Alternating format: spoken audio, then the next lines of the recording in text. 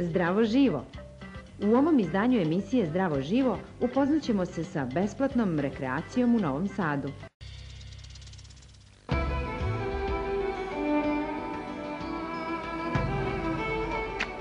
Ako ste shvatili da je rekreacija važan preduslov za zdravlje, a niste sigurni gde i kako biste počeli, novosadska akcija Požuri polako bit će vam od velike pomoći.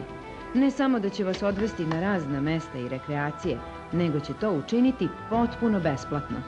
Jednostavno smo mi došli na tu ideju da im obezbedimo besplatnu rekreaciju za mlade, gde bi oni prvi put došli u kontakt sa nekim sportovima i mogli jednostavno možda i da se uključe u neke aktivnosti za koje do sada nisu znali i nisu imali prilike. Streličarstvo je jedan veoma interesantan sport i danas smo doveli naše članove kluba Super Aktivan, koji su kroz akciju Požuri polako imali mogućnost i još uvek imaju i imaće do kraja godine da se besplatno rekreiraju u nizu sportova koji su im dostupni u gradu Novom Sadu. Jedan od tih je i streličarstvo. Nalazimo se na Petrovaradinskoj tvrđavi, tačnije u Elisavetinom bastionu. Streličarski klub nam je domaćin, izašli su nam u susret, omogućili su svoje stručne trenere i da naši članovi danas probaju neki prvi put, moram reći, da se okušaju sa lukom i strelom. Doduše, nekad su to radili dok su bili mali, ali ovo je nešto što dosta Novosađana ni ne zna da postoji kod nas na tvrđavi i ovom prilikom pozivamo i njih da dođu kada su slobodni, ambijent je lep, strele su tu, samo pazite kako gađate.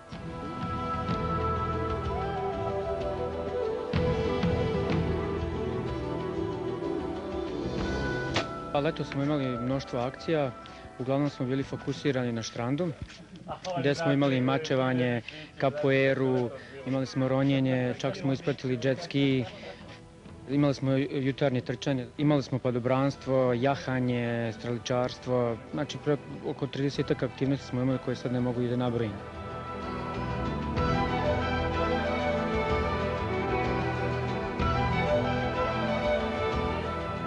Za Požuri polako sam čuo preko Facebooka. Hteo sam to da isprobam pošto sam vidio zanimljive aktivnosti i rekao ajde probam to. I bio sam na jedno 10 aktivnosti do sada, ali planiram još u budućnosti da idem na nekoliko njih.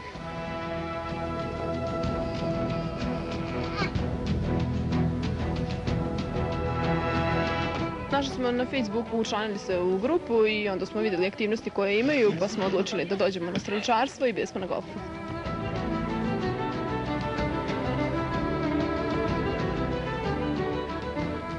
Trebalo bi uskoro da krenemo sa plivanjem, sa ostalim vežbama na Spensu.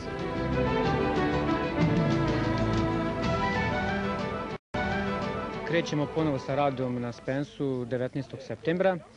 Tačnije, termini su utorkom i četvrtkom za plivanje na Spensu i plivanje na klisi, znači oba bazena su u opticaju. Zatim imamo stoni tenis, takođe na Spensu, isto utorkom i četvrtkom od pola 1 do 2. Zatim imamo streljaštvo, kuglana, vežbe oblikovanja, aerobik. To su sve znači aktivnosti koje su vezane za Spens.